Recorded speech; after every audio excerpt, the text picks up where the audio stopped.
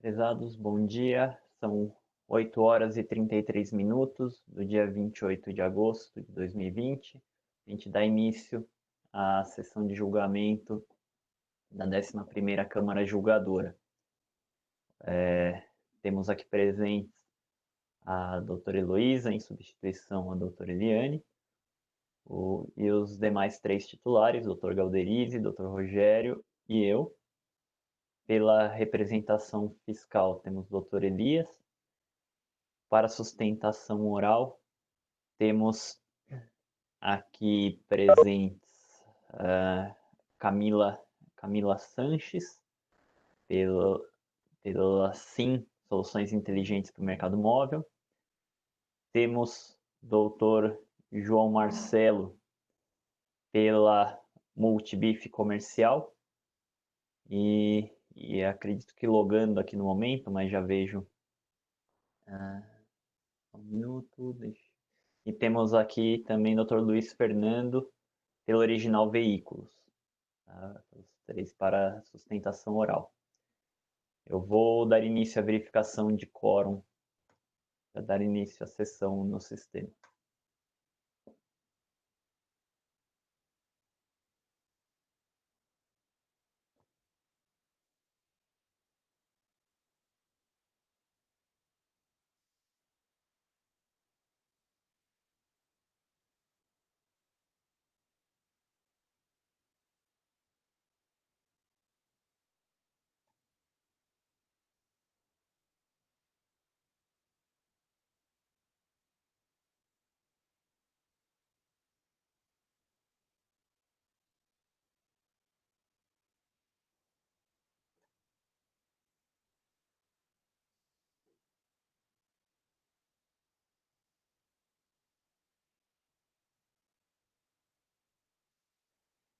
Okay. Minha sugestão, então, é que a gente siga a ordem da pauta, tendo em vista que o único processo que não tem sustentação oral é o último da pauta já.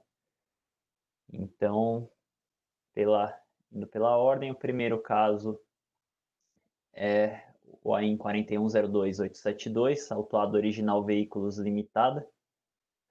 Relator é o Dr. Rogério Nomura. Eu peço que ele faça primeiramente um resumo. Dr. Luiz Fernando, eu vou pedir a gentileza só de manter o microfone desligado para não dar interferência até o momento da sustentação oral. Obrigado.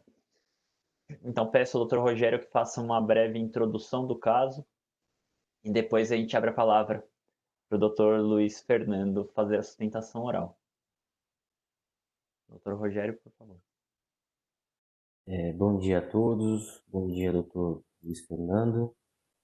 É um auto de infração que contém apenas um item que trata do não pagamento do ICMS em razão da emissão e escrituração de notas fiscais e saídas referentes a operações tributadas como não tributadas, em razão de ter classificado como ativo imobilizado veículos novos utilizados para test drive e ingressados no estabelecimento cuja comercialização a consumidor ocorreu em prazo inferior a 1 ano. Registro apenas que a primeira decisão proferida pela unidade de julgamento foi anulada por conta de omissão sobre o pleito de redução do crédito lançado com créditos destacados em notas fiscais de aquisição dos veículos. Pois não, doutor Luiz Fernando.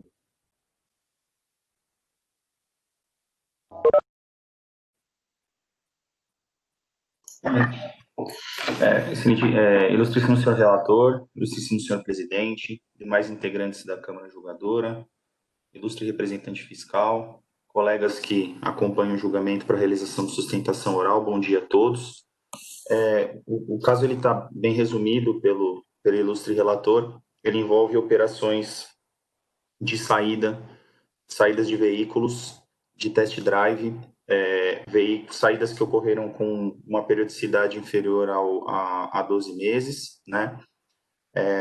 O que me motiva a vir aqui na Câmara apresentar minha defesa oral é trazer para vossas senhorias um pouco do contexto da operação, né? Que a empresa autuada, ela é uma concessionária de veículos automotores, né? E dentro do contexto da operação dela, ela precisa ter, obviamente, por uma questão de demonstração, uma questão de processo de venda, ela precisa adquirir veículos em test drive para demonstração para os clientes, né? E esses veículos são adquiridos com a finalidade de utilização no processo de venda, eles não são adquiridos com a finalidade de revenda, né? Então, primeiro ponto que eu gostaria de destacar para vossas senhorias é que quando a gente vai analisar o contexto do reconhecimento contábil e da classificação contábil de um ativo e posteriormente a saída desse ativo, a gente tem que olhar para o contexto da finalidade da aquisição, né? Então, esses veículos eles não são adquiridos para revenda, eles são adquiridos para utilização, para demonstração para os clientes dentro do processo de revenda, né? E aí também entrando dentro do contexto da conceituação de ativo imobilizado e da questão da periodicidade em que o bem ele tem que ficar, obviamente a gente conhece e sabe que via de regra um ativo imobilizado ele é adquirido com o objetivo de ficar um período no estabelecimento, né? A definição do prazo de vida útil. Mas essa definição de prazo de vida útil e essa questão da periodicidade mínima, a nosso ver, ela não é um conceito estanque, né? Ela tem que ser observada à luz da atividade que é desenvolvida por cada empresa, né? No caso de um bem de test drive, pode acontecer, existem circunstâncias que fazem com que esse ativo ele seja o prazo de vida útil dele seja inferior a 12 meses e dentro desse prazo de vida útil ele vai ser substituído por um outro ativo antes de 12 meses, né? Então, por exemplo, citando um exemplo, a gente até tentou desenvolver isso na nossa defesa. A montadora ela estabelece um plano de incentivo para a troca do veículo test drive, porque apareceu um modelo com características que são mais interessantes de apresentação para os clientes, né? A empresa ela estava com um ativo a menos de 12 meses e ela foi incentivada a fazer a troca desse ativo. Então, ela vai, dentro desse plano de incentivo apresentado pela montadora, ela adquire um novo veículo, um modelo da mesma marca, no mesmo modelo, mas com características diferentes, que são mais atrativas dentro do processo de venda dela, e ela vai fazer essa renovação, e esse veículo que estava sendo utilizado em test drive, ele não vai mais ser destinado à demonstração. Então, ele exauriu a finalidade dele dentro do processo de venda, e, obviamente, a empresa ela não vai mantê-lo parado em estoque, aguardando o prazo de 12 meses para promover a saída. Ela vai promover essa saída. O fato dela promover essa saída antes de 12 meses descaracteriza o veículo como um ativo imobilizado? Nós entendemos que não, né? Então, dentro desse processo, a saída vai se dar como ativo imobilizado e a legislação paulista ela prevê a não incidência do ICMS na saída do ativo imobilizado. Obviamente, existe uma regulação dentro do Estado de São Paulo, apesar do Estado de São Paulo não ser signatário do convênio ICMS 64, mas existe uma regulação dentro de São Paulo que estabelece uma regra de saída com 12 meses. Mas a gente tem que analisar o contexto da operação e a finalidade dessa regra, para qual ela está prevista dentro do Estado. Eu até cito aqui para vossas senhorias, recentemente o Supremo Tribunal Federal, ele julgou em repercussão geral um recurso extraordinário da Localiza, que é uma empresa de locação, a respeito da própria discussão a respeito da constitucionalidade do convênio ICMS 64, né?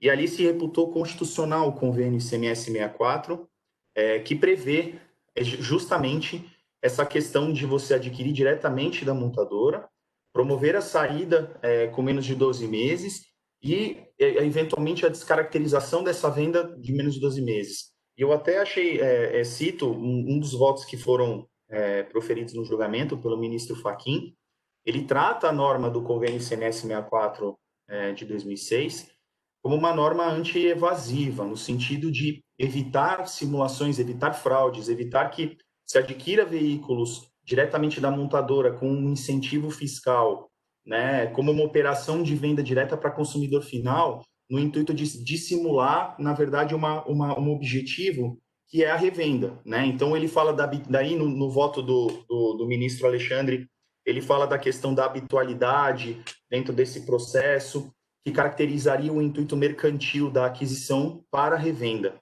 Isso não se observa no caso das concessionárias, especificamente do estabelecimento autuado, né? E da finalidade para a qual esse ativo foi adquirido. Ele não adquire para revender, ele não está dissimulando uma operação, uma superveniente operação de revenda.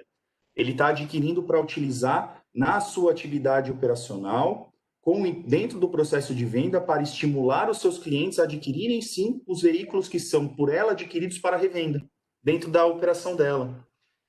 Então, são esses os pontos que eu queria chamar a atenção de Vossas Senhorias, entendendo que existe uma norma interna, entendendo que, apesar de o Estado de São Paulo não ser signatário do convênio ICMS 64, mas olhando especificamente para a operação e olhando para a natureza da aquisição, da finalidade da aquisição do veículo. Os veículos de test drive não são adquiridos para revenda.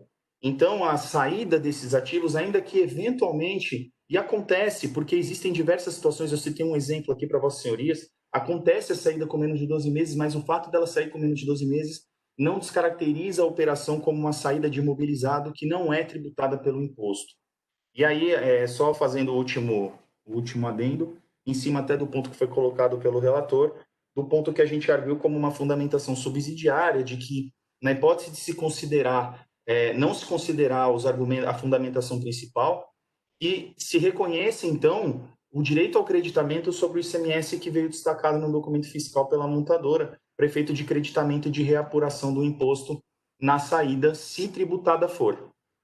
Mas a gente reitera aqui que, no nosso entendimento, não há uma descaracterização da operação e a saída ela é uma saída de imobilizado que não pode ser tributada pelo imposto. Agradeço a atenção de Vossas Senhorias e peço postulo pelo provimento do recurso ordinário. Obrigado, doutor. Agora o doutor Rogério Nomura vai passar ao voto, a menos que tenha alguma coisa a esclarecer com o patrono. Obrigado, presidente. Obrigado, doutor Luiz Fernando. Doutor Luiz Fernando, me permite, eu vou passar diretamente ao voto. A questão fundamental a ser dirimida é se os veículos novos registrados como ativos imobilizados pela recorrente para test drive devem ou não sofrer a incidência do ICMS em razão das suas vendas antes do prazo de 12 meses. Como se disse, a legislação tributária não define, muito menos prevê critérios ou requisitos sobre o ativo imobilizado. Por outro lado, tratando de matéria afeta à contabilidade, os elementos necessários à caracterização de um dado bem como tal, obviamente são encontrados nas normas técnicas emitidas pelo Conselho Federal de Contabilidade. O interesse do direito tributário, sendo um direito de superposição, reside sobre os efeitos fiscais da contabilização de um dado bem como ativo imobilizado em perfeita sintonia com o disposto nos artigos 109 e 110 do CTN.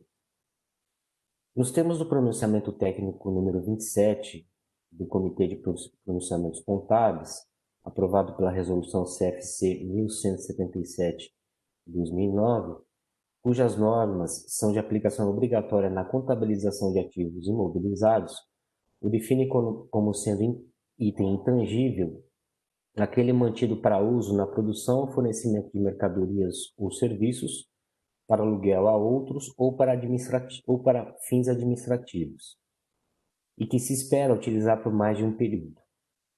Anote-se que referidas condições, destinação e tempo de utilização constituem juntos elementos fundamentais para a caracterização do bem como ativo imobilizado, distinguindo, pois, dos bens destinados à comercialização a consumidor final, ativo circulante. Esses, inclusive, são os parâmetros que foram adotados pela Cefaz, conforme decisão normativa CAT 1 de 2000 e 2 de 2000. No caso em análise, a par da existência de previsão da utilização de certo bem e por determinado período para fins de registro contábil do ativo imobilizado tangível, cujas definições, se foram adotadas pela Lei 6374 de 89 e pelo regulamento do ICMS, entendo não ser possível acolher a tese da recorrente, apesar de respeitável. Analisando os documentos de folhas 12 e 89, observa-se que o período de permanência dos veículos como ativo imobilizado e destinados para test drive foi de 8 a 12 meses, sendo que nos anos de 2014 e 2015 foram vendidos 20 veículos. A par disso, registre-se que não há provas robustas de que os veículos, de fato, foram destinados e utilizados para test drive, lembrando que os registros contábeis dos documentos fiscais, por si só, não constituem provas únicas e suficientes a tanto, ante o fato de que seus preenchimentos são feitos pelo próprio contribuinte. Por outro lado, ainda que factível a afirmação no sentido de que havia expectativa de utilização dos veículos para test drive por período superior a 1 ano, não há, por outro lado, qualquer elemento capaz de confirmar com segurança que tal perspectiva não se concretizou por exigências das montadoras, das próprias características do mercado de venda de veículos novos ou para reposição em razão da alta quilometragem ou avarias, sendo certo que os informes de vendas e de marketing de folhas 117 a 190 nada comprovam. A propósito, a par de não existir considerações específicas sobre os automóveis objeto do presente AIN, mas, tomando-se o primeiro exemplo citado no recurso, folhas 269, em 5 de fevereiro de 2014, 27 de abril de 2014 e 24 de setembro de 2014, a recorrente adquiriu da montadora os veículos Up High e Up Move, cujas circulares desses modelos datam de 23 de abril de 2014 e 28 de outubro de 2014, que seriam referentes ao Cross-Up.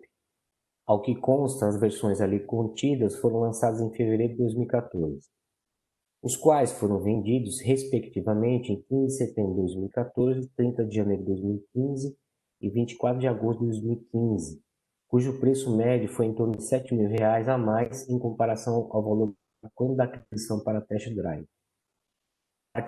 Partindo-se para o segundo exemplo apresentado pelo recorrente, no qual se afirma a ocorrência de grande avaria sobre o modelo Fox durante teste realizado por determinado consumidor, não há provas documentais da ocorrência deste fato em nenhum dos modelos Fox adquiridos pela recorrente, inclusive nem dos demais veículos. Quanto ao terceiro exemplo, da mesma forma, não há qualquer elemento capaz de demonstrar eventual não aceitação do mercado consumidor dos veículos adquiridos pela recorrente e destinados para test drive. Além disso, como bem destacado pelo autor do feito em sua manifestação fiscal, a totalidade dos veículos arrolados no presente AIN foi comercializado com margens estupendas de 20% a 30% de lucro, folhas 198.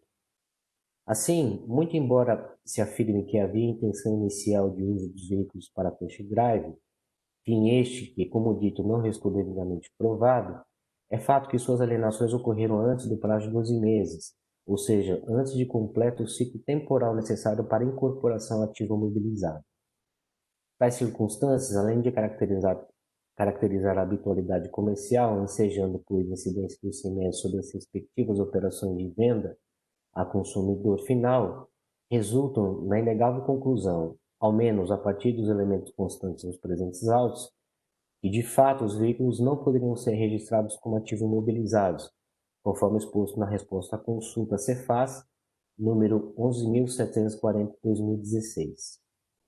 Portanto, não só a destinação, mas também o prazo de 1 ano é que definirá se um dado bem integra ou não o ativo imobilizado, nos termos do já mencionado pronunciamento técnico número 27 do Comitê de Pronunciamentos Contábeis, sendo certo que a inobservância desses critérios enseja na descaracterização da operação de aquisição de veículos supostamente destinados para o uso do test drive, atraindo assim a incidência do ICMS quando da respectiva venda ao consumidor final.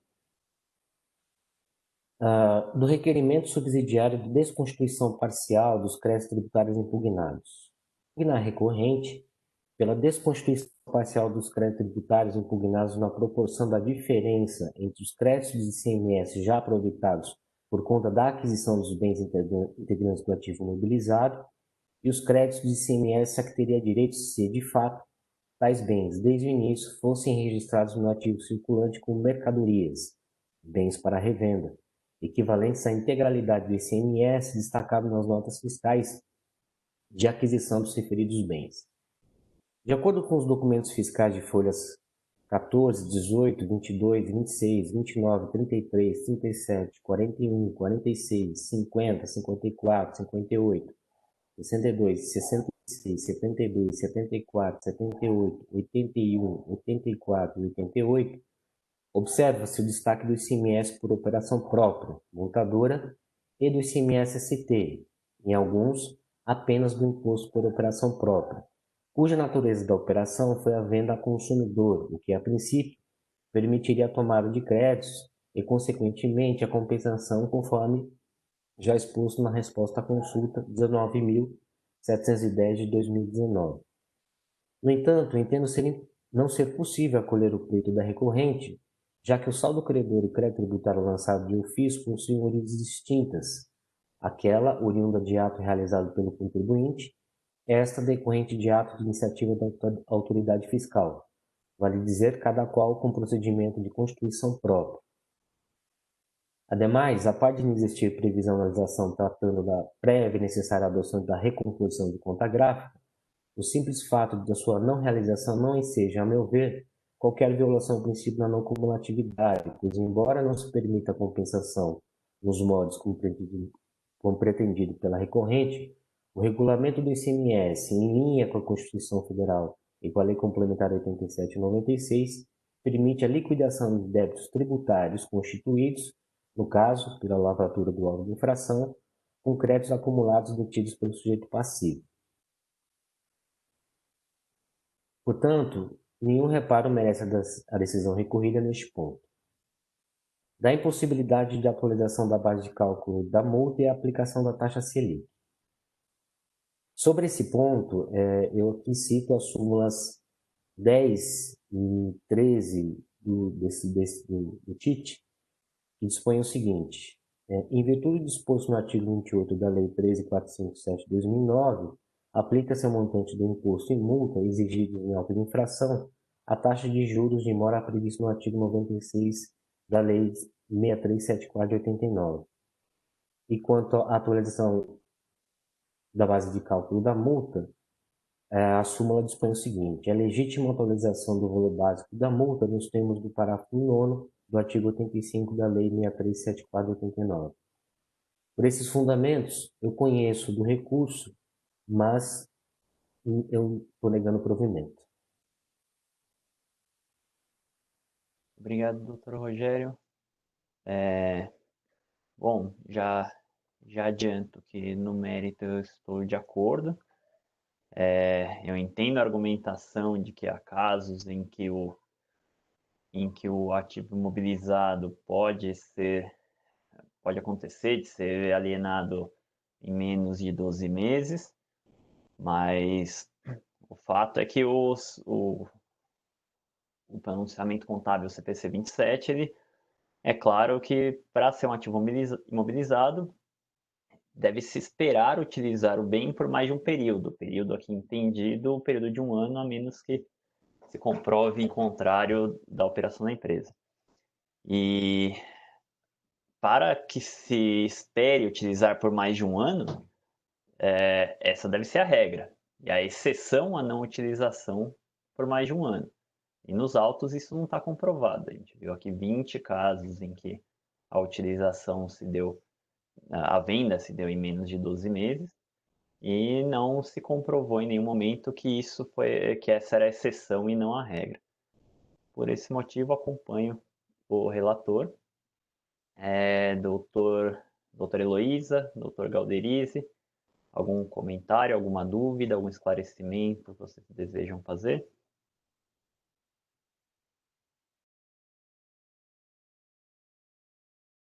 Presidente, da minha parte, apenas reiterar as argumentações que foram colocadas pelo Dr. Rogério Nakamura, fica claro para mim que nós estamos tratando de não acolhimento das argumentações inseridas em relação ao direito. Doutor Galderizi, vou pedir só para falar um pouquinho mais alto, que está muito baixo.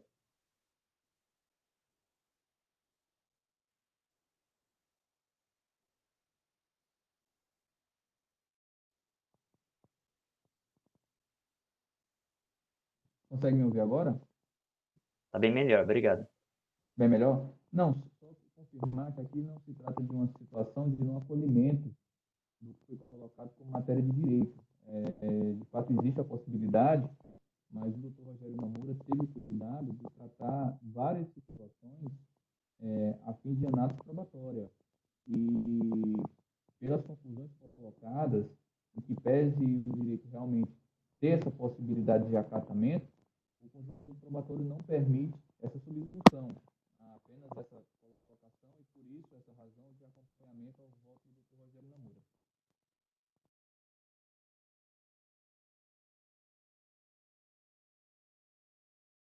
Da minha parte, nenhuma dúvida, nenhum esclarecimento, eu acompanho o voto do relator. Obrigado.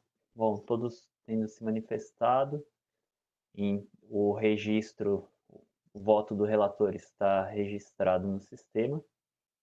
Então, eu encerro os debates e dou início à verificação de quórum para a votação.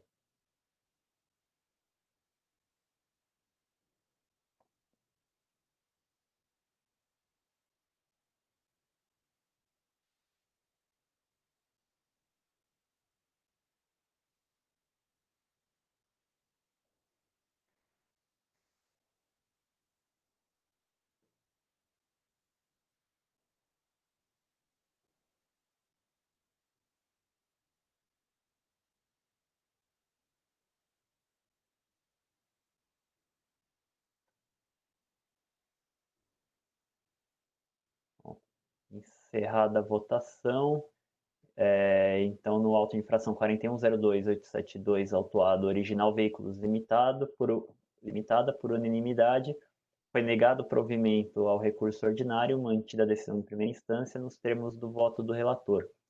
Agradeço ao patrono pela presença e pela sustentação oral e encerro agora o julgamento deste caso. O doutor pode ficar à vontade para ficar na reunião ou se retirar como achar adequado. Eu agradeço, presidente, agradeço a todos pela atenção. Tenham todos um bom dia. Obrigado, igualmente. Então, encerro este julgamento.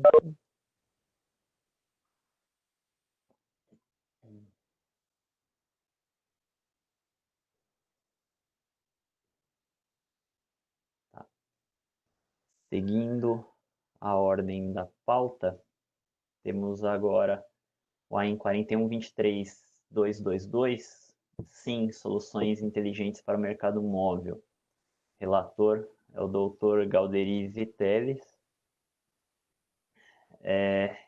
E a doutora Camila Sanches está presente para a sustentação oral. Assim como no caso anterior, eu peço ao relator, agora doutor Galderizi, que faça uma breve introdução do caso e depois a gente dá a palavra para a doutora Camila fazer a sustentação oral. Doutor Galderizi, por favor.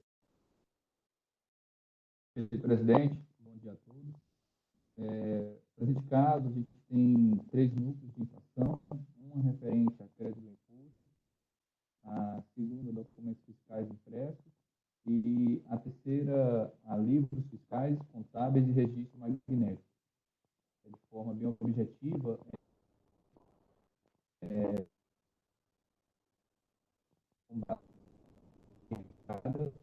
forma que a fundamentação e o conjunto de trabalho que foi inserido para a fiscalização não lograram êxito na informação desse núcleo infracional. O segundo, uma infração relativa a documentos fiscais, o valor destacado foi verificado como valor maior, haja vista a aplicação equivocada de um critério matemático de redução de base de cálculo.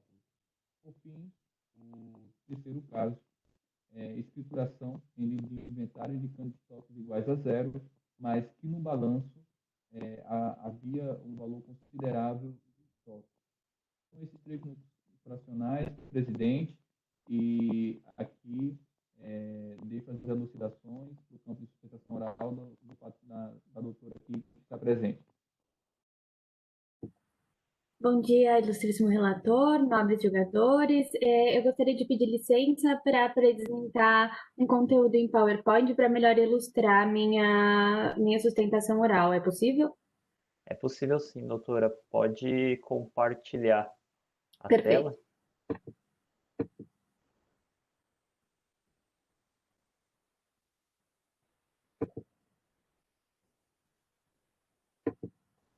Tá ótimo, já está aparecendo para a gente. Ah, ótimo, então. Só retomando os principais pontos. Os pontos principais de atuação são o acreditamento indevido de ICMS no período compreendido entre 2015 e 2016, nos livros de registro de entrada e nas notas fiscais de própria emissão. Além disso, uma emissão de nota fiscal, cujo número 70223, de forma indevida, onde o contribuinte imputou valor maior do que o devido. E, por fim, o livro de registro de inventário foi entregado zerado, enquanto o balanço não correspondia a essa mesma informação. Esse é o total da autuação. E eu acho importante descrever um pouquinho da atividade da empresa para que fique mais claro o motivo da emissão das notas fiscais. Então, assim, a empresa é responsável pela distribuição de aparelhos celulares em território nacional. Eles fazem a revenda para grandes distribuidores que então vendem a consumidores finais. Então, aparelhos são entregues a Submarino, Americanas e outras empresas que vão então revender esses aparelhos para os seus clientes. Para ficar mais fácil ilustrar o que de fato aconteceu, assim, vendia suas mercadorias para esses grandes distribuidores e por diversos motivos, pelo seu grande volume de operação, por lidar com muitos aparelhos, às vezes aconteciam equívocos no preenchimento das obrigações fiscais. Então, às vezes, os números dos aparelhos enviados não correspondiam com os aparelhos de fato entregue ao grande distribuidor, ou a cor, o modelo eram conflitantes com o que era de fato entregue. E, por sua vez, esses grandes distribuidores não recebiam os aparelhos.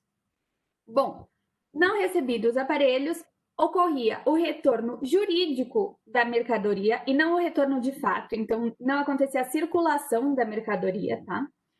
E, assim, emitia uma nota fiscal de entrada nova para, então, emitir uma nota de saída com a operação que de fato ocorria. Então, não há um novo recolhimento do ICMS, nem um creditamento indevido da operação. Bom, as notas fiscais não foram recebidas pelos respectivos destinatários por esses pequenos equívocos. Então, as mercadorias jamais deram entrada do destinatário. Sendo assim, não era conveniente nem cabível a emissão de uma nota fiscal própria no destinatário. As notas fiscais de saída tinham a pequena incorreção. A primeira nota fiscal de saída tinha essas pequenas incorreções e, portanto, precisavam ser corrigidas. Mas, muitas vezes, não correspondiam ao tempo hábil das 24 horas exigidas em regulamento para que elas pudessem ser canceladas. Essa operação, muitas vezes, chegavam os aparelhos e demoravam para ser conferidos no destinatário, fato que estava fora do alcance da própria recorrente. Em sequência, assim, elaborava uma nota fiscal de entrada dos aparelhos recebidos por ela e, então, emitia uma nota de saída com a descrição correta para que chegasse ao seu destinatário.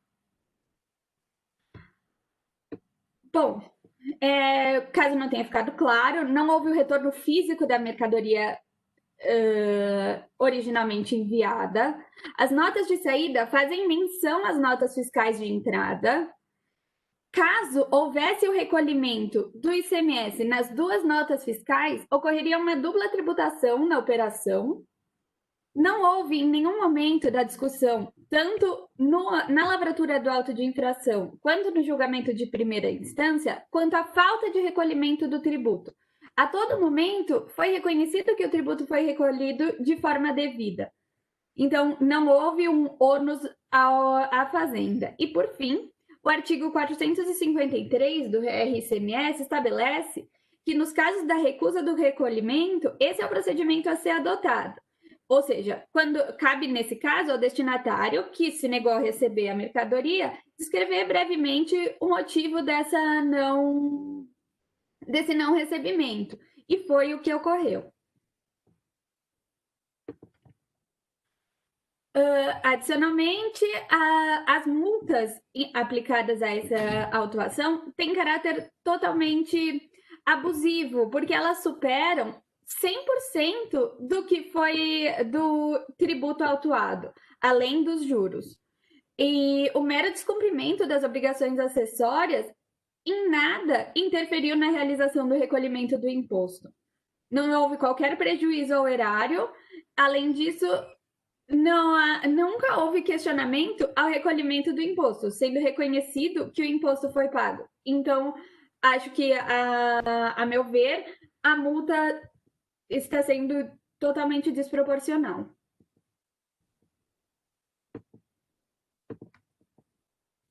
Obrigada. Obrigado, doutora.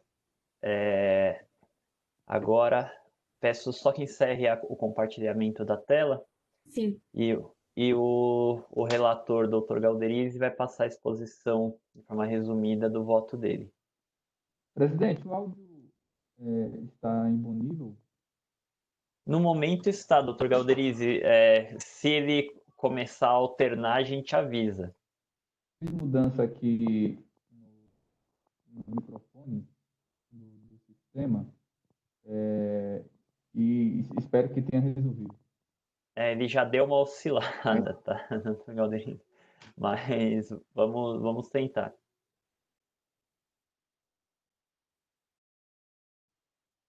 Bem, se houver algum tipo de dificuldade de compreensão, presidente, fica à vontade para informar que eu mudo a forma de saída de áudio, tá bem? Tá ótimo, obrigado.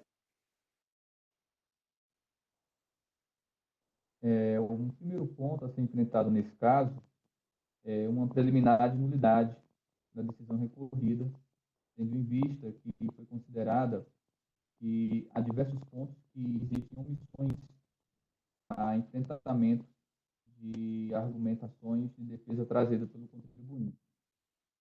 Eu verifico que esses argumentos foram enfrentados pela decisão recorrida e destaco aqui folhas 437 e 438. Por esse motivo, em que pese a gente ter uma adoção de entendimentos diversos, isso não se confunde com falta de motivação, e a primeira preliminar, nulidade de decisão recorrida, eu entendo que não deve ser conhecida. O primeiro item, em relação ao mérito, é o creditamento que foi tomado. Na sustentação oral foi elucidado os pontos de alguns equívocos que ocorreram, portanto, passo aqui a fazer as minhas considerações.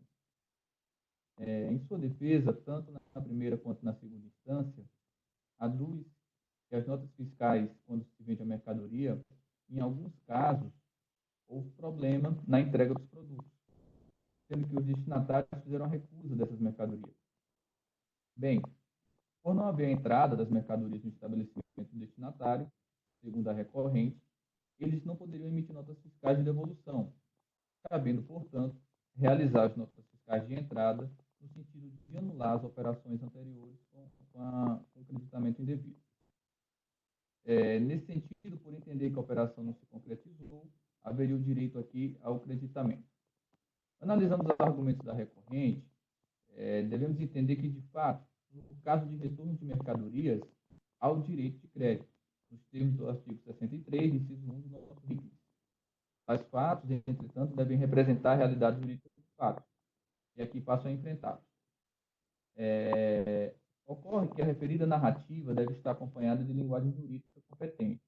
Nesse sentido, quando da intimação recebida em sede de fiscalização, a recorrente afirmou não haver a primeira via das notas, nem os CTRs, conhecimentos de transporte, o que, na visão do fisco, implica que a mercadoria sequer foi ao destinatário.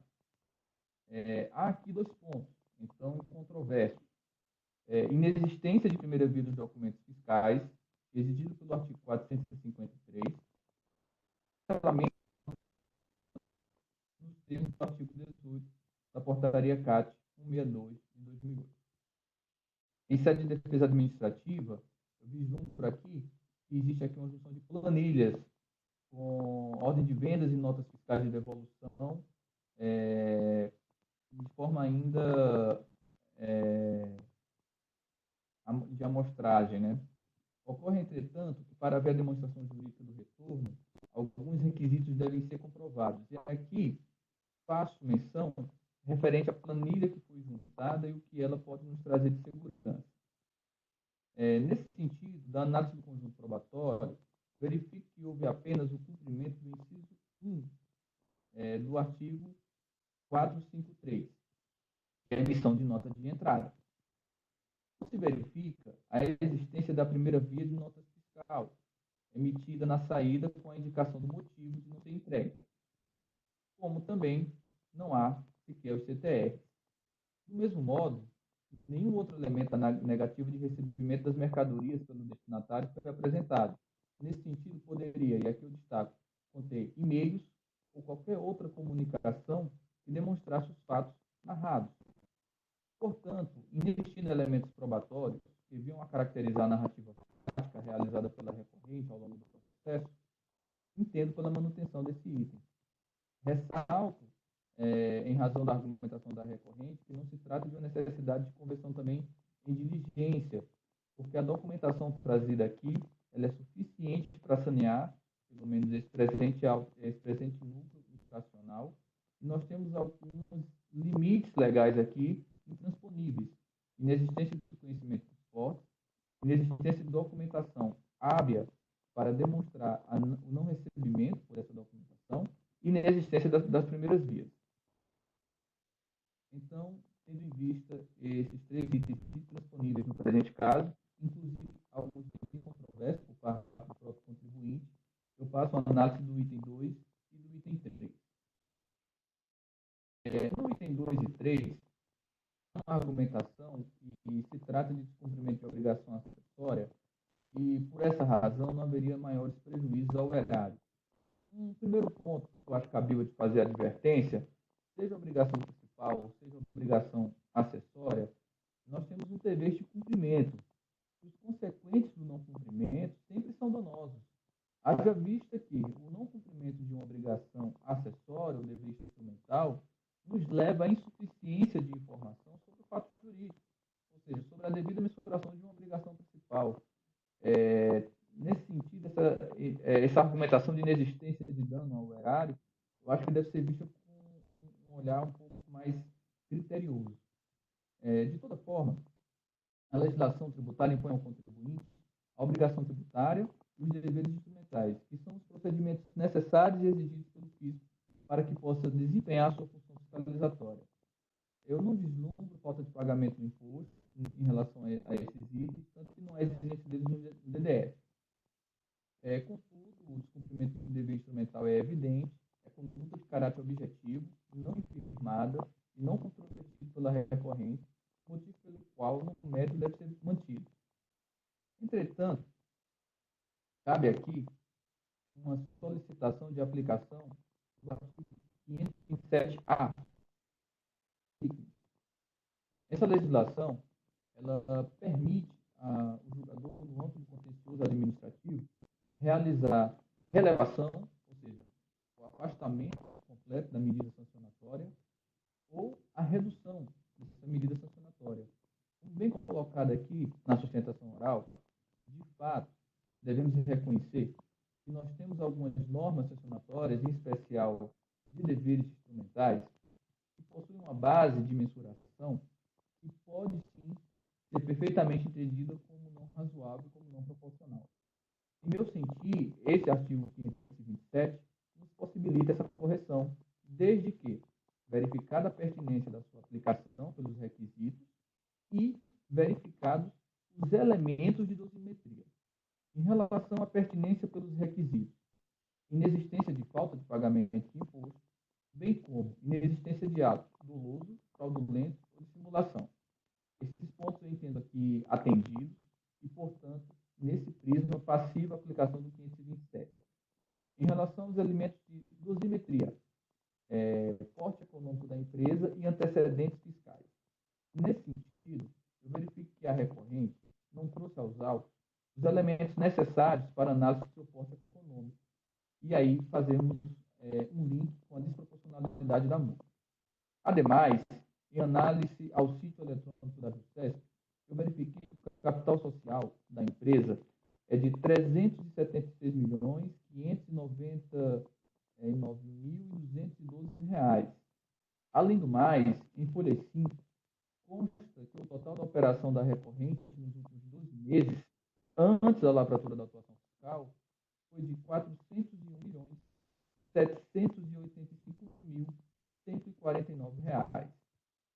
A somatória dos itens 2 e 3 totalizam um valor de aproximadamente R$ 245.000. Nesse sentido, eu entendo, em que pese a pertinência da aplicabilidade do artigo solicitado pela recorrente, os elementos probatórios visíveis no próprio processo administrativo ou de atos que são públicos, como o sítio eletrônico da Jusesp, não permitem concluir pela desproporcionalidade da multa. Pelo contrário, verifica-se aqui que há razoabilidade. Multas e juros é um argumento sempre trazido, acho que é pertinente, tendo visto o entendimento do judiciário, mas aqui eu faço sempre a alusão que nós estamos inseridos no campo de jurisdição delimitada, em que verificação de matérias de questões constitucionais e até mesmo legais, por vezes, não tem como ser entendido de forma contrária. Por essas razões, presidente, demais pares, patronos do caso, eu entendo pela manutenção desse auto de infração, referente aos 3 itens, inclusive as normas de caráter sancionatório. É dessa forma que eu voto e submeto a análise a todos. Obrigado, doutor Galderize. Peço a gentileza de registrar o voto. Estou de acordo com as considerações, vou acompanhar o relator. Doutora Heloísa, doutor Rogério, algum comentário, algum esclarecimento, alguma dúvida?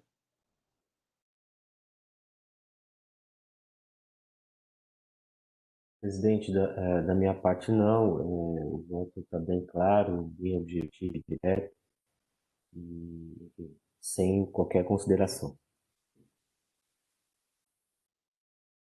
Sem qualquer consideração também, vou acompanhar o voto do relator.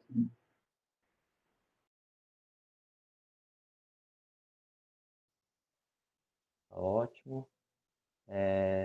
Só aguardar o registro do voto, então, que a gente passa a votação.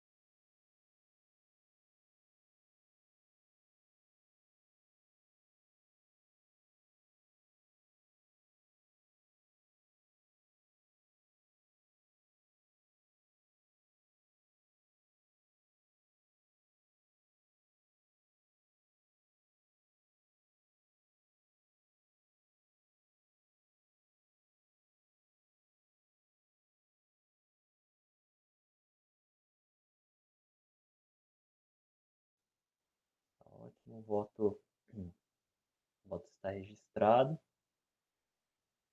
Então, encerro os debates e passo a verificação de quórum.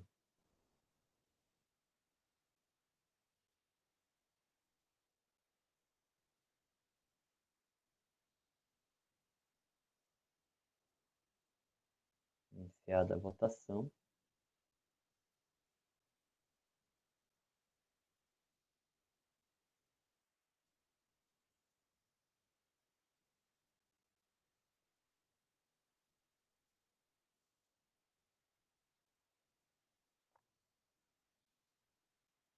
Encerrada a votação. Então, com relação ao AIN 41.23.222, autuada sim soluções inteligentes para o mercado móvel, por unanimidade, foi negado o provimento ao recurso ordinário e mantida a decisão de primeira instância. Doutor, agradeço a presença, a sustentação oral. Pode ficar à vontade para permanecer na sessão ou se retirar como achar melhor. Obrigado. Muito obrigada. Excelente dia para vocês. Obrigado igualmente. Então, encerro aqui no sistema o julgamento.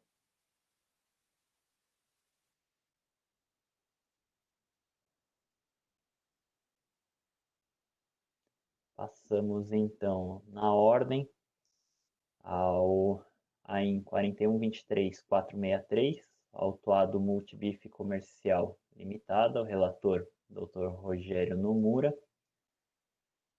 Assim como nos outros casos, peço que o relator faça uma breve síntese do caso e a gente passa a palavra para o doutor João Marcelo fazer a sustentação oral.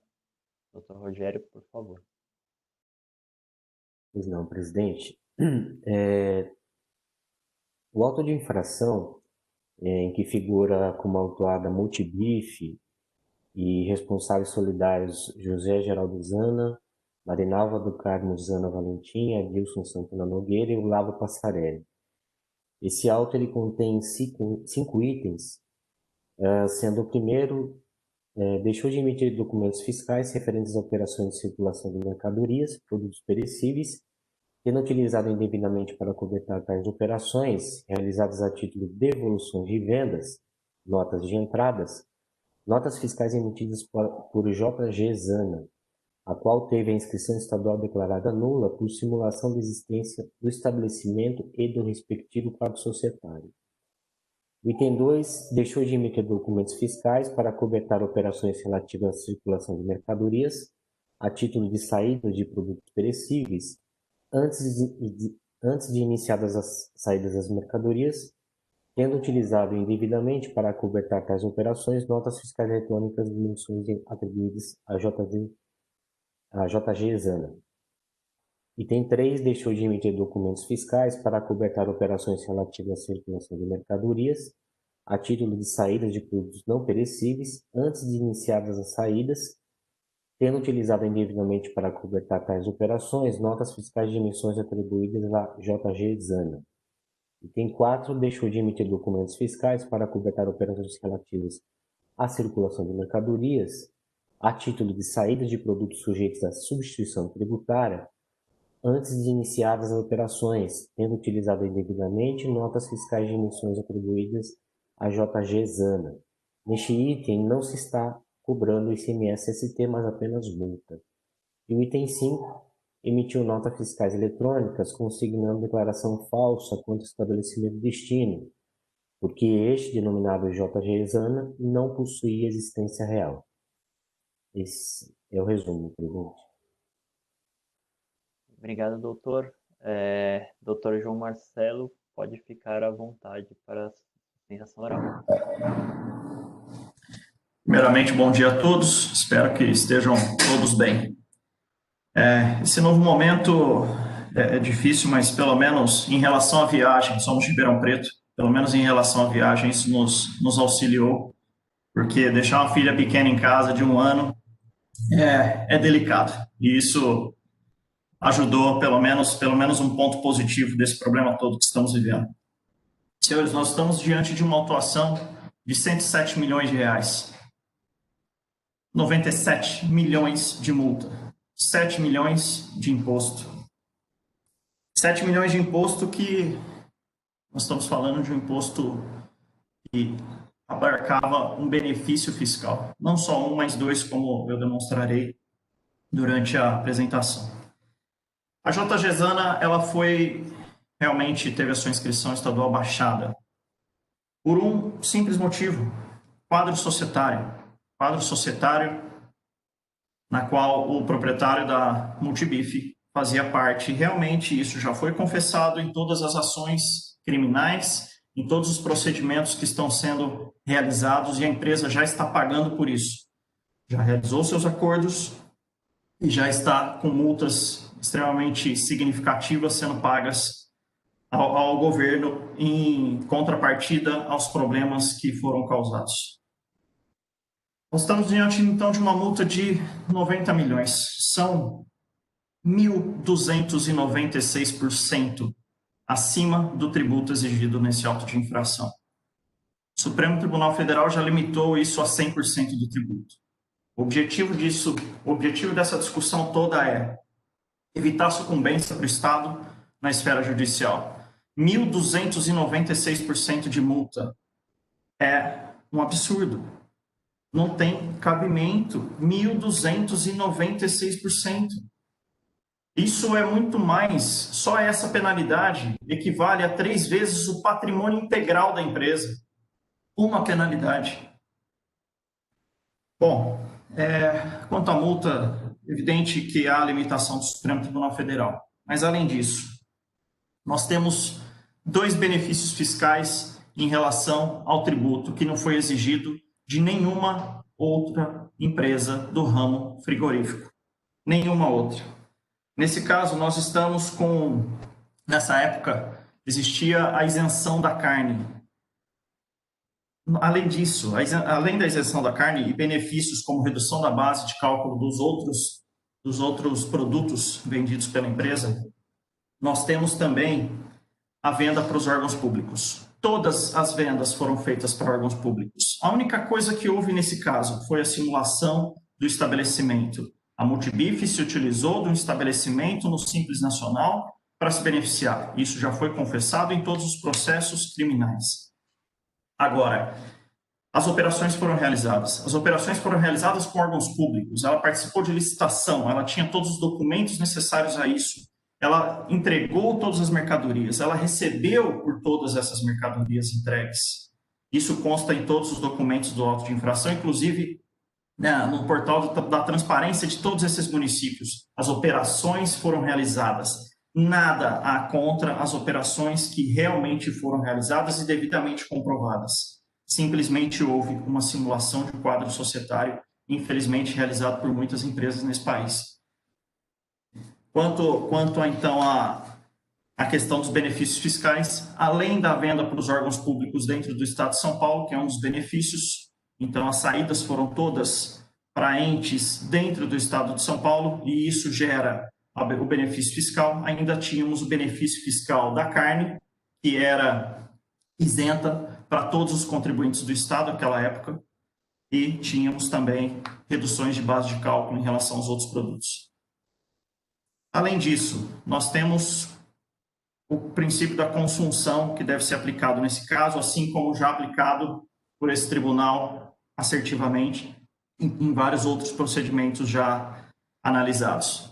Nos itens 1 e 5, nós temos o descumprimento de supostas obrigações acessórias por não devolução e por constar destinatário falso. Os itens 2, 3 e 4, a falta de emissão para os destinatários finais. Evidente que todas as notas foram devidamente apresentadas pela empresa J. Gesana e simplesmente desconsideradas pela fiscalização. Temos, então, condutas interdependentes e multas que, consequentemente, devem ser revistas. Bom, repito, as operações ocorreram, a empresa foi cassada porque tinha simplesmente um quadro societário irregular. O quadro societário era fictício. Isso foi já demonstrado, isso já foi confessado, mas não há nada, absolutamente nada em relação às operações. Todos os documentos necessários para participar de todas as licitações foram devidamente apresentadas pela JG Zana. Todas as notas fiscais foram devidamente entregues, todas as mercadorias foram devidamente entregues e os recebimentos feitos parcialmente ainda, porque ainda existem muitos recebimentos que municípios ainda devem para a empresa, mas muitos deles já foram quitados e constam dos devidos portais aí da transparência. O objetivo aqui, então, é evitar sucumbência para o fisco no âmbito judicial. Nós temos que ser corretos. A empresa está sendo prejudicada, a empresa não tem capital de giro, a empresa não tem absolutamente nenhuma possibilidade de conseguir empréstimos bancários, porque todos fecharam as portas para ela, em virtude de uma autuação com 1.296% de tributo sendo cobrado, de multa sendo cobrada em relação ao tributo exigido, que era isento à época, ou que as operações eram beneficiadas. Nós temos dois procedimentos aí, duas questões legais que independiam de qualquer outra questão para ser aplicada. Era um benefício direto, sem nenhum requisito além desses que nós já comentamos. A empresa hoje está numa cidade pequena, Brodowski. São 150 empregos diretos, 150 empregos que provavelmente serão perdidos porque a empresa hoje não tem capacidade de conseguir qualquer tipo de empréstimo bancário, qualquer capital de giro em instituições financeiras que fecharam as portas para a empresa em virtude desse tipo de atuação. A atuação que seja devida em virtude do descumprimento de uma ou outra obrigação acessória, mas jamais cobrança de imposto e jamais uma penalidade de 1.296%. É um absurdo que com certeza seria revisto no Poder Judiciário. O objetivo dessa defesa é que isso seja já na esfera administrativa revisto, para que em um momento futuro a empresa, com os valores já corretos sendo cobrados, que ela possa fazer os parcelamentos e continuar com suas atividades laborais.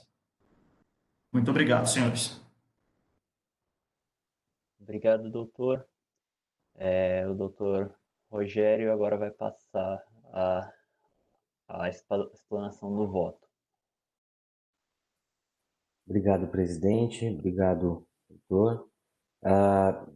De antemão, eu já peço até desculpa pela extensão do voto, até porque o processo também é bem extenso, né? Bom, antes de adentrar nas questões ventiladas nos recursos, só fazendo um primeiro registro, o senhor Olavo, o responsável solidário, embora ele tenha sido notificado do AIM, intimado da decisão, ele não apresentou qualquer tipo de manifestação. Portanto, a análise aqui é em relação aos recursos da autuada, a Multibif, e dos solidários José Geraldo Zana, Marinalva e Adilson. Antes de adentrar nas questões ventiladas nos recursos, necessário discorrer, ainda que de forma breve, sobre as constatações realizadas pelo autor do feito. De acordo com o minucioso relato circunstanciado de folhas 21 e 42, as autuações dizem respeito essencialmente sobre o fato da Multibif não ter emitido documentos fiscais sobre operações de circulação de mercadorias, utilizando-se, por outro lado, de documentos fiscais de emissão atribuída à JG Zana, empresa de fachada que teve instância estadual declarada nula por simulação de estabelecimento e do quadro societário, e por ter emitido documentos fiscais consignando declaração falsa quanto ao estabelecimento de destino, eis que a JG Zana não possui existência real.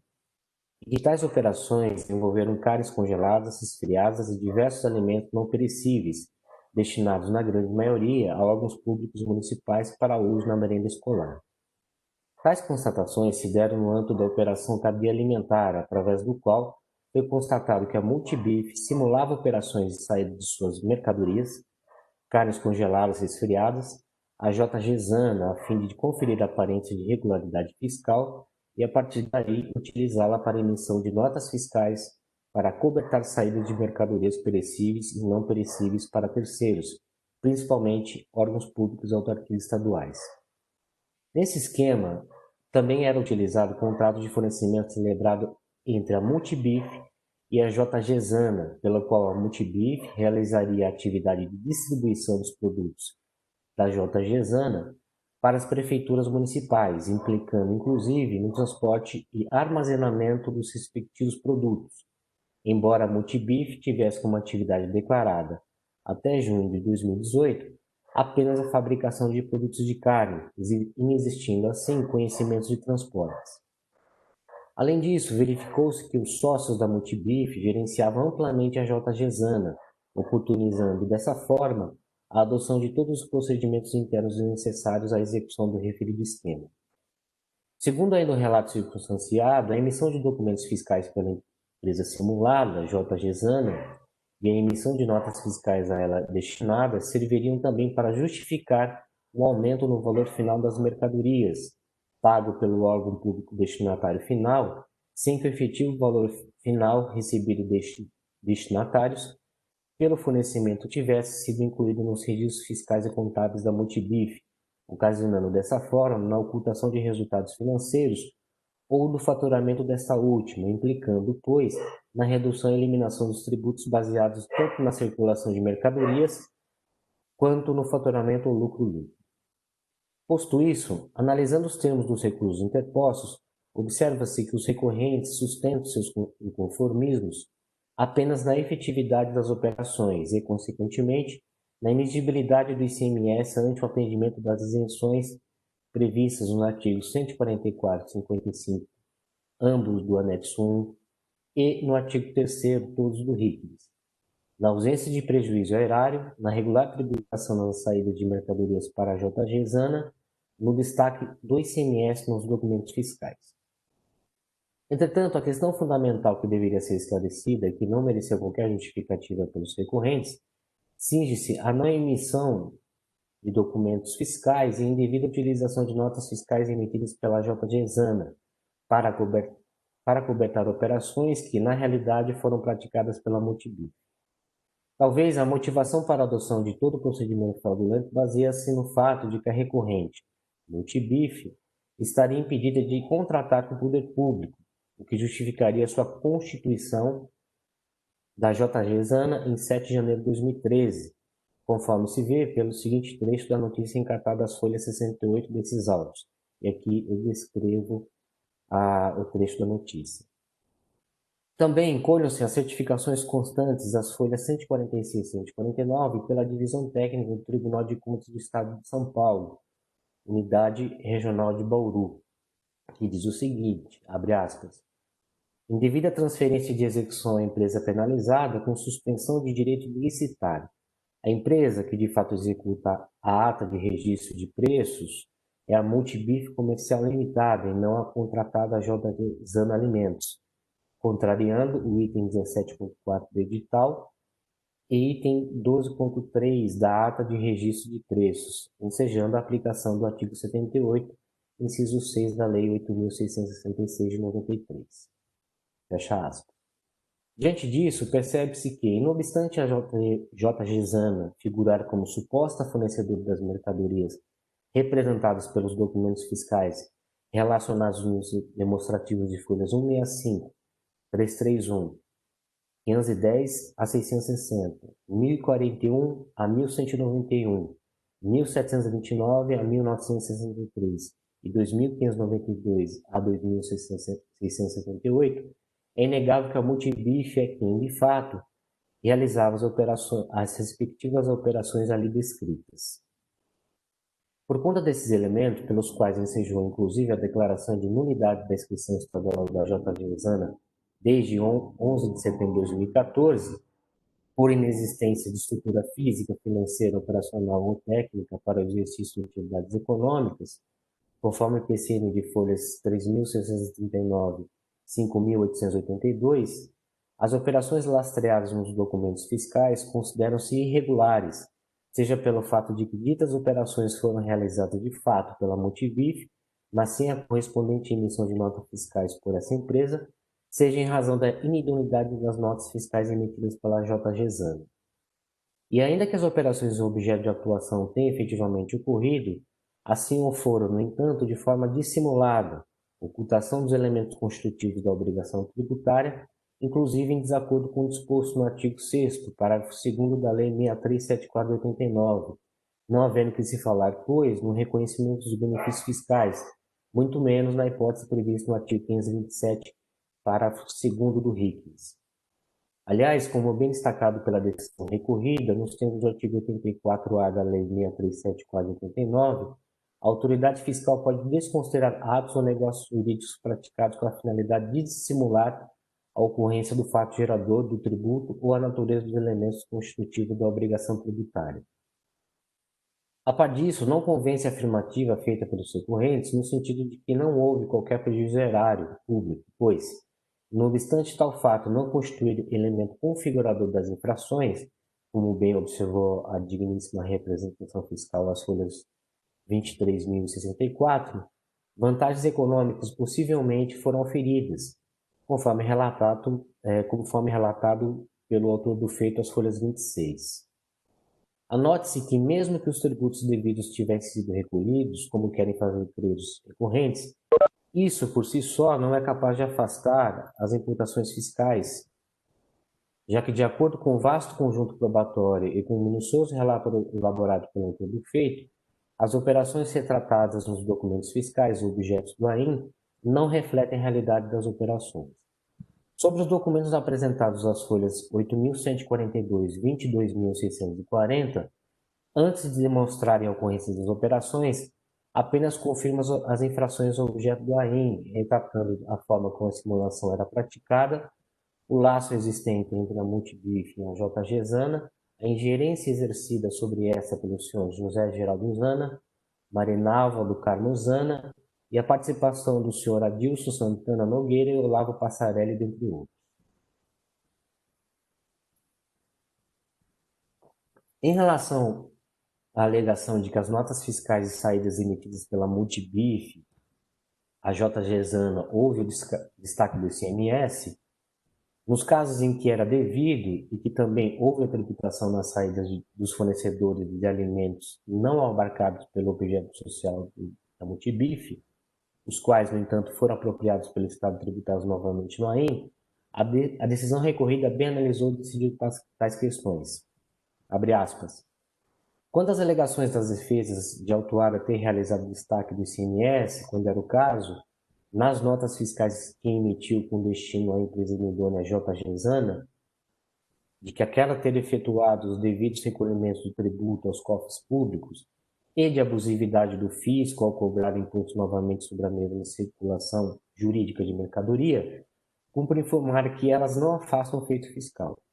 Primeiro, porque está-se a falar das notas fiscais relativas a operações simuladas, que visam ocultar a fraude e não têm correspondência com as circulações de mercadorias que ocorreram de fato, como já visto. Segundo o item 1.5 do AIM, traz apenas a penalidade pelo descumprimento da obrigação, não havendo exigência do tributo, como observa a manifestação fiscal. Terceiro, a autuada não prova os tais recolhimentos, e mesmo que eu fizesse, isso não teria o condão de afastar as infrações ora analisadas. Veja que a conduta ilícita da autuada, com o fim de bular o controle do fisco, não pode lhe servir de escudo contra o regular exercício da atividade fiscal. Eventual pagamento indevido do imposto deve ser objeto de restituição mediante procedimento administrativo próprio, mas não dispensa o contribuinte de cumprir com suas demais obrigações. Ademais, à luz do exposto até aqui, é forçoso concluir que a mera alegação de inexistência de prejuízo erário não socorre à autuada. Assim sendo, independentemente da natureza dos produtos comercializados mediante interposição da empresa JG Zana nas operações da contribuinte Multibif, estes, seus sócios e seus funcionários dedicaram-se a atuar para conferir a aparência de atividade àquela empresa simulada JG Zana, a qual, contudo, não passava de um vazio operacional que, manipulado por terceiros, não atuou em benefício próprio. Não obstante os esforços expendidos pelos envolvidos na fraude, seu funcionamento foi desvendado pelo fisco e resultou no presente AIM. Fecha aspas. No tocante à insurgência sobre a acusação constante no item 1 do AIM, devolução de mercadorias, cabe transcrever as certeiras considerações feitas no feito às folhas 22.786 a 22.787. Abre aspas. Como visto no subitem 1.2 acima, a saída das mercadorias com destino ao órgão público é a operação diversa da devolução que este, eventualmente, fez, devendo cada uma dessas operações de circulação de mercadorias ter sido acobertada por notas fiscais. Lembramos que, como os órgãos públicos não são obrigados à emissão de documentos fiscais, as devoluções de mercadorias que eles efetuam devem ser acobertadas por notas fiscais emitidas pelo contribuinte no momento em que entrar em seu estabelecimento real simbolicamente a mercadoria devolvida. Neste caso, ou melhor, no caso de Chain, os documentos fiscais emitidos para acobertar as devoluções ou foram exclusivamente em nome da empresa simulada JG Zana, e, portanto, tendo em vista que essas operações eram operadas em benefício do contribuinte multibif, era este o último que deveria ter emitido os documentos fiscais para acobertar essas devoluções, eis que elas são suas e não da empresa simulada. O próprio contribuinte multibif admitiu que as mercadorias perecíveis devolvidas pelos órgãos públicos para a empresa simulada JG Zana entraram em seu próprio estabelecimento e integraram seu estoque. A autuada juntou nas folhas 16.822 e seguintes os documentos fiscais que teriam sido emitidos para acobertar as vendas da operadora para a simulada, no sentido oposto, as supostas devoluções de mercadorias da empresa JG Zana para o contribuinte multibif.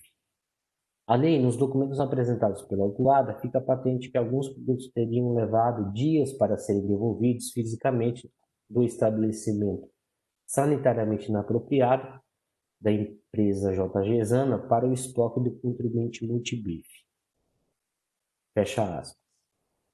E não por outra razão que a decisão recorrida assim se pronunciou. Abre aspas. Sendo assim, em cada uma das operações objeto da em tela, a multibif deveria ter emitido suas próprias notas fiscais antes de iniciadas as saídas destinadas aos órgãos públicos e, em caso de devolução, também deveria ter emitido suas notas fiscais. Não foi o que aconteceu, eis que tanto as saídas de mercadorias destinadas aos órgãos públicos quanto as eventuais devoluções foram acobertadas somente por notas fiscais emitidas em nome da empresa simulada JG Zana. Como a multibif não emitiu notas suas para acobertar nem as operações de saída de mercadorias, nem as operações de devolução de mercadorias, a legislação tributária foi infringida, ocasionando a imposição de penalidades e a cobrança do imposto incidente nas operações. Por isso, é que não procedem também as alegações dos defendentes de que as emissões das notas fiscais pela multibif, com destino à empresa simulada JG Zana, acobertariam também as operações realizadas entre a multibif e os órgãos públicos.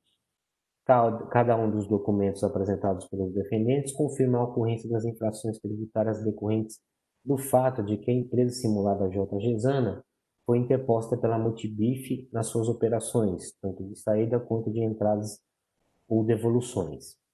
Obviamente, dado que o contribuinte multibif operava a empresa JG Zana em seu benefício, pertenciam a ela as mercadorias devolvidas por terceiros em operações não acobertadas por documentos fiscais, emitidas, para tanto, advieram da inscrição estadual nula da empresa simulada, quer tenham as mercadorias retornado fisicamente ao seu estabelecimento, quer tenham sido destinadas a outros lugares físicos, como o depósito existente no endereço atribuído à empresa nula, fecha aspas. Nesse sentido, contrariamente ao que foi alegado pelos recorrentes, a par da fiscalização ter constatado a existência de armazém para a guarda de inúmeros alimentos secos e não perecíveis, é fato que as respectivas devoluções deveriam ter sido acobertadas por notas fiscais de emissão da multibif, verdadeira praticante das operações em questão.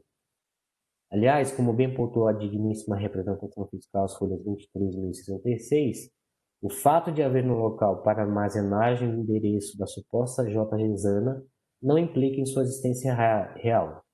E acrescento, muito menos de estrutura física, financeira, operacional e técnica capaz de denotar com segurança efetivas e reais atividades comerciais.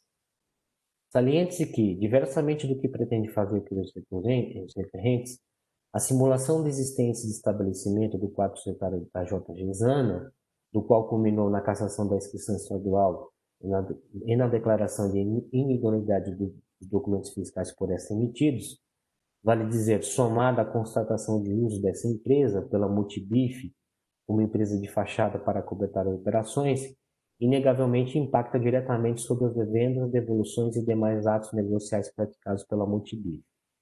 Evidentemente, ignorar todo esse cenário, inclusive se apegar no simples fato das mercadorias terem sido supostamente entregues aos respectivos destinatários, isto sim seria a verdadeira afronta ao princípio da isonomia, é o mesmo que conferir legitimidade a um esquema fraudulento que não só representou um sistema de evasão fiscal, mas também possível ato atentatório contra a saúde pública, ante os indícios de falsificação de laudos de higiene e de qualidade e a inobservância do padrão de conservação dos alimentos perecíveis, conforme relatório fiscal anexo ao PCN de folhas 4.553 e 4.578. Assim, totalmente injustificável a alegação no sentido de que o ato de lançamento carece de finalidade, de legalidade e de moralidade, eis que fundamentado a partir do fato conjunto probatório, o que já justifica a total desnecessidade de diligências complementares, inclusive em perfeita consonância com a legislação válida e vigente, não havendo que se falar, pois, em violação aos princípios da razoabilidade e da proporcionalidade. E, se se cogita impossível temor pela preservação da empresa, isso, obviamente, constitui consequência direta dos atos próprios praticados pelos recorrentes. Em relação ao pleito de exclusão da exigência fiscal de supostas operações alheias ao objeto social da recorrente, deixo de acolhê-la na medida em que não há dúvida de que todas as operações objeto do presente AIM foram de fato realizadas pela Multibif. A não ser assim, nem a recorrente poderia figurar como transportadora dos produtos supostamente fornecidos pela JGESANA, eis que não possuía como atividade o transporte e armazenamento de mercadorias, como bem assinalou o autor do feito em sua manifestação de folhas 22.738. Do princípio da construção, afirmam os recorrentes que, em razão dos itens 1 e 5 estarem interligados com os itens 2, 3 e 4 do AIM, por representarem a mesma operação, motivo pelo qual as penalidades aplicadas por deixar de emitir notas fiscais de entradas pelas supostas devoluções e por supostamente consignar destinatário falso no documento fiscal devem ser absorvidas pelas exigências relativas às saídas, itens 2, 3 e 4, sendo, portanto, necessário o cancelamento dos itens 1 e 5 do AIM. Na lei do entendimento que vem sendo adotado pela Colenda Câmara Superior deste egrégio TIT, tratando de infrações simultâneas decorrentes da mesma conduta tida pela autoridade administrativa como infracional e acusações fiscais com suporte no mesmo conjunto probatório, a acusação fiscal mais grave, ou seja, aquela cujo valor jurídico tutelado se mostra de maior relevância, e não aquela cuja correspondente penalidade aplicada seja mais gravosa, absorva a acusação menos grave, que não decorre do descumprimento de obrigação tributária principal. No caso questão, a recorrente foi atuada por 1. Não emitir documentos fiscais utilizando indevidamente para cobertar essas operações realizadas a título de devolução de vendas, isto é, entradas, notas fiscais de emissão da JGESANA. 2. Não emitir documentos fiscais antes de iniciadas as saídas de mercadorias, tendo utilizado indevidamente para cobertar tais operações notas fiscais de emissão da JGESANA. 3. Não emitir documentos fiscais antes de iniciadas as saídas de mercadorias, tendo utilizado indevidamente para cobertar tais operações notas fiscais de emissão da JGESANA. 4. Não emitir documentos fiscais antes de iniciadas as saídas de mercadorias, tendo utilizado indevidamente para cobertar tais operações notas fiscais da JGESANA. E emitiu documentos fiscais consignando declaração falsa quanto ao estabelecimento de destino, sem existência real. Nesse sentido, entendo não ser o caso de aplicação do princípio da absorção, pois, embora as infrações tenham por base a realização das operações com a utilização de interposta pessoa, a não emissão de documentos fiscais para cobertar devoluções de venda, entradas, item 1, saídas de mercadorias perecíveis, item 2, e não perecíveis, item 3, de mercadorias sujeitas à substituição tributária, item 4, e a emissão de notas fiscais com declaração falsa contra o destinatário, item 5, essencialmente constituem condutas distintas, não dependendo necessariamente uma da outra. De fato, ao contrário do afirmado pelos recorrentes, não há que se confundir a hipótese de não emissão de documentos fiscais e utilização indevida de notas fiscais de emissão atribuída à JGESANA, itens 2, 3 e 4, com a emissão de documento fiscal pela Multipif consignando como destinatária a JGESANA, item 5. Da mesma maneira, não existe relação entre o fato da emissão pela JGESANA de notas fiscais de devolução, item 1, com a hipótese de utilização indevida de documentos fiscais emitidos pela JGESANA, cujas operações foram realizadas pela Multibif, itens 2, 3 e 4. Portanto, não há que se falar em cancelamento dos itens 1 e 5 do AIM. Da abusividade da multa, da necessidade de aplicação do artigo 85 da Lei 6374/89 e dos juros. Aduz os recorrentes que a multa aplicada é abusiva e inconstitucional, sendo que a não realização das justas adequações, ainda na esfera administrativa, ofenderá drasticamente a Constituição Federal, violando, pois, os princípios da moralidade e da eficiência administrativa, além dos princípios do não confisco, da razoabilidade e da proporcionalidade. A par da observância pelo autor do feito dos exatos termos da legislação estadual, diga-se válido e vigente, na aplicação das respectivas penalidades, mas, ante as alegações de cunho constitucional, deixo de apreciar as razões aventadas pelos recorrentes neste ponto, ante a vedação contida no artigo 28 da Lei 13.457/2009. Em relação à aplicação do artigo 85 da Lei 6374/89, conforme amplo e devidamente tratado acerca das operações realizadas pela recorrente Multibif, a qual, utilizando-se do interposto da pessoa, empresa de fachada, simulou operações mercantis, diga-se, com a participação inequívoca dos responsáveis solidários, entendo ser inaplicável a pretendida limitação ante o disposto no parágrafo 2º daquele dispositivo. Por fim, quanto à insurgência sobre os juros aplicados, a súmula 3 do Egrégio TIC assim dispõe. Em virtude do disposto no artigo 28 da Lei 13.457/2009, aplica-se ao montante do imposto e multa exigidos em auto de infração a taxa de juros de mora prevista no artigo 96 da Lei 6374/89. Os recursos ordinários dos solidários. Afirmam os solidários que não houve solidariedade para a sonegação de tributo, eis que não havia tributo a ser recolhido. Alegam também que não foi provado o interesse comum na situação que supostamente constituiu o fato gerador da obrigação principal. No mérito, sustento idênticas razões, argumentações daquelas apresentadas pela Multibif, sobre as quais desde já as afasto, adotando para tanto as mesmas razões já expendidas quando da análise do recurso da empresa autuada.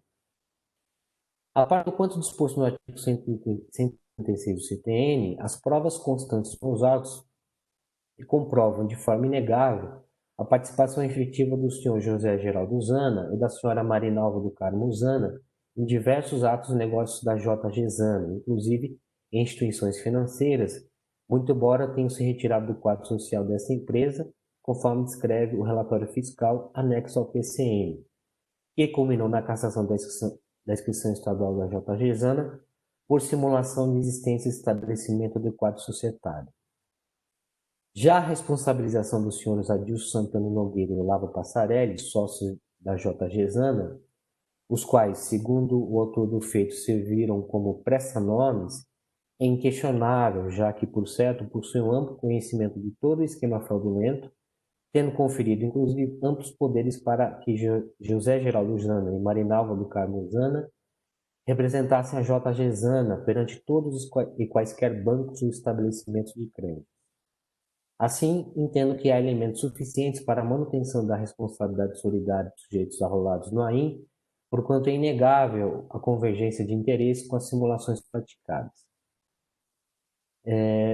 Por esses fundamentos, conheço dos recursos ordinários interpostos e nego-lhes provimento.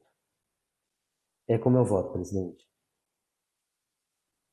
Obrigado, doutor Rogério. Doutor Galderize, doutora Heloísa, alguma dúvida algum comentário, dúvida para o relator, para o patrono?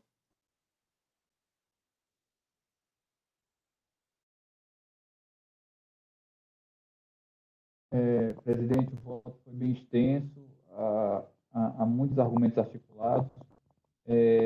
Prestei bastante atenção na sustentação oral e pontuou bem essa questão de racionalização de multas, mas me parece que a gente tem um caráter aqui objetivo, em que seria, pelo menos no âmbito do Tribunal Administrativo, impossibilitado de julgar de forma diferente.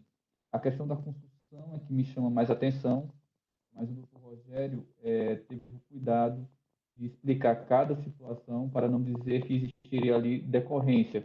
Confesso que no primeiro momento, quando vi a defesa e os argumentos, pensei que seria o caso, sim, de aplicação, mas estou convencido pelo voto do relator, pela estilística que foi colocada nas considerações e na especificação de cada diferenciação das matérias que foram ali apontadas. Então, farei o acompanhamento. Eu também não tenho nenhuma observação a fazer, acompanho o voto do relator. Tá certo.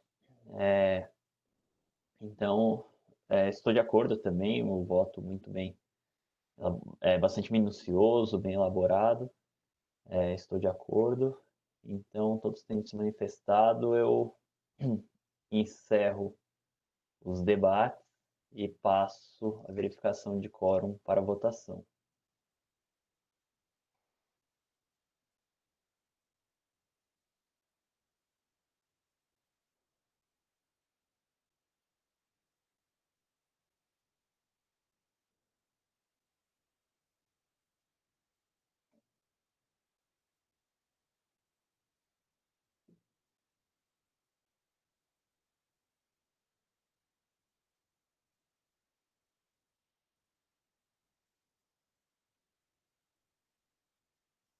Encerrada a votação, então, aí em 41.23.463, autuado Multibif Comercial Limitada, por unanimidade foi negado provimento ao recurso ordinário do autuado e dos solidários, mantida então a decisão de primeira instância.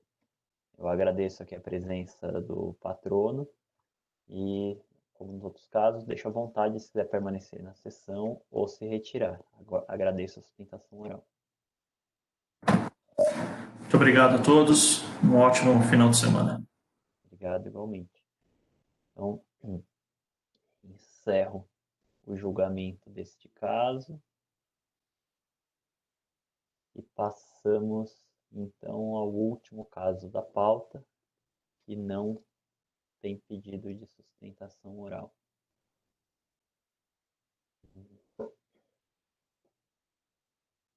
É o auto de infração 41.25.080, autuados Açucareira Virgulino de Oliveira S.A. Relator o Dr. Galderize Teles.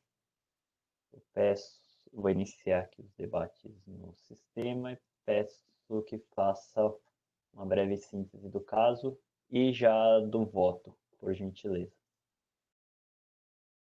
Perfeito, presidente. Esse caso consta apenas um núcleo infracional, versa sobre entrada de matéria-prima, no caso cana-de-açúcar, tem o pagamento do imposto devido. Aqui nós estamos diante de uma situação em que o contribuinte detinha um regime especial até o ano do calendário de 2017 e o auto de infração versa sobre os meses de janeiro a dezembro de 2018, período em que o contribuinte não tinha esse regime especial para substituição tributária para trás, ou seja, o pagamento em momento diverso. Já passo direto ao voto, tendo em vista que não tem a sustentação oral a ser realizada. Os pontos que devem ser enfrentados aqui é uma argumentação de decisão nula de primeira instância, por não enfrentar todos os argumentos de defesa. Um outro ponto é a existência de saldo credor, que foi desconsiderado pelo fisco. Um outro ponto, a possibilidade de haver notas referente ao período do ano 2017, uma necessidade de diligência e multa de caráter confiscatório. Faço análise de cada ponto. O primeiro, acerca da nulidade da decisão recorrida, o contribuinte sustenta essa existência, tendo em vista que ele aponta que esse produto tem uma destinação em uma cadeia subsequente para exportação. A partir do momento que tem a exportação, não haveria aqui a incidência, a cobrança do tributo, e coloca uma situação de não enfrentamento da matéria. Eu não estou fazendo o acolhimento da referida nulidade, tendo em vista que a decisão da DTJ ela foi específica a analisar o núcleo fracional em tela, que é falta de ICMS decorrente da entrada de cana-de-açúcar. E isso não se confunde com o segundo momento da cadeia operacional, que é a saída da cana-de-açúcar. Por esse argumento, considero não acolhimento dessa tese. Agora, enfrentando diretamente ao mérito, é um único núcleo que houve ou não pagamento dentro da entrada. O pagamento na entrada não houve, é fato incontroverso. O que precisa aqui ser verificado é se os demais argumentos trazidos pelo contribuinte, como necessidade de diligência, ocorrência de saldo credor, possibilidade de operações de 2017, devem ou não ser considerados. Aqui, primeiro ponto, a recorrente coloca que existe aqui uma saída efetiva para uma incidência de imunidade, ou seja, acabaria não tendo o recolhimento do tributo devido. Coloca aqui 4 argumentos que devem ser sopesados. O primeiro, o ICMS incide sobre toda a cadeia econômica. Não se está analisando o ICMS de vendas, mas sim de compras. Não há afronta à não cumulatividade, porque o ICMS é devido justamente na entrada. E não há pagamento desse ICMS, esse fato não foi desconstituído pelo contribuinte. A questão da destinação aqui torna-se, então, ponto diverso do que é analisado nesse auto de infração. No outro ponto, a possibilidade de ter verificação de notas fiscais de complementação de preço relativo ao ano calendário de 2017. Essa argumentação aqui foi juntada às folhas 466, 494. É importante por que essa análise? Porque justamente nesse período havia um regime especial do contribuinte que faria a substituição tributária para trás, ou seja, a não exigência do recolhimento no momento da entrada, mas sim da saída. Então, verificando esse argumento, eu faço as seguintes considerações. Primeiro, a documentação juntada em folhas 466, 494, não permite identificar se a referida complementação é referente às operações de 17, 18 ou de qualquer outro período. Isso porque não faz menção em que se realizaria a referida complementação de preços. Também não há juntada de instrumento particular, a exemplo de contratos, que vinha a demonstrar que são relativas ao período em que a recorrente era detentora do regime especial. Além do mais, essas notas fiscais foram emitidas em 2018, razão pela qual, por ausência de provas da recorrente, considero que o conjunto probatório dos autos não permitem trazer a segurança que essas notas de complementação são referentes ao período em que ela era detentora do regime especial. No tocante à exigência do saldo credor, deve-se ressaltar que o pagamento deve se dar por meio de recolhimentos especiais, não sendo possível sua compensação, uma vez que o tributo a ser pago não é da recorrente, mas sim de responsabilidade por substituição tributária. Analisamos com frequência esses pedidos de imputação, compensação no contencioso administrativo e sabemos que existe uma vedação no tocante a esse tipo de acolhimento. Referente à situação da multa de caráter confiscatório, eu verifico que ela foi aplicada com base no artigo 85, 1, a linha E, da legislação 6.374, de 89, legislação válida, vigente, portanto, totalmente aplicável no âmbito do contencioso administrativo, bem como as correções também, todas dentro de legislações específicas e cogentes. Nesses termos, tendo em vista ser apenas um núcleo infracional de caráter objetivo não infirmado, eu tenho essas considerações, conhecendo o recurso ordinário e negando o provimento. Dessa maneira que eu voto, Permito a todos. Obrigado, doutor Galderize. Peço a gentileza de registrar o voto. Estou de acordo com o voto, com as considerações do voto. Doutor Rogério, doutora Heloísa, algum comentário, alguma dúvida? Presidente, da minha parte, não. Eu vou acompanhar o voto do Godelize, relator.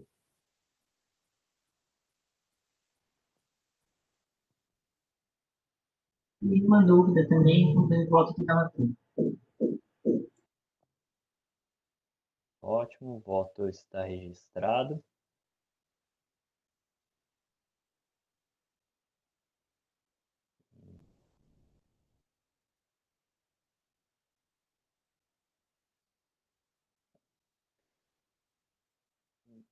Então, todos tendo se manifestado, não havendo dúvida, eu encerro os debates. Inicio a verificação de quórum para a votação.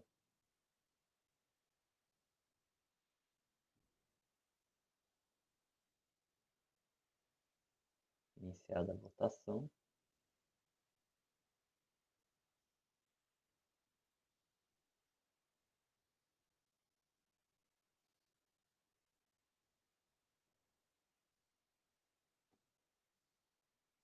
Encerrada a votação. Do auto de infração 41.25.080, autuado Açucareira Virgolino de Oliveira S.A., por unanimidade, foi negado provimento ao recurso ordinário e mantida a decisão de primeira instância. Encerro o julgamento deste caso. Era o nosso último caso da pauta. Encerro, então, a sessão de julgamento.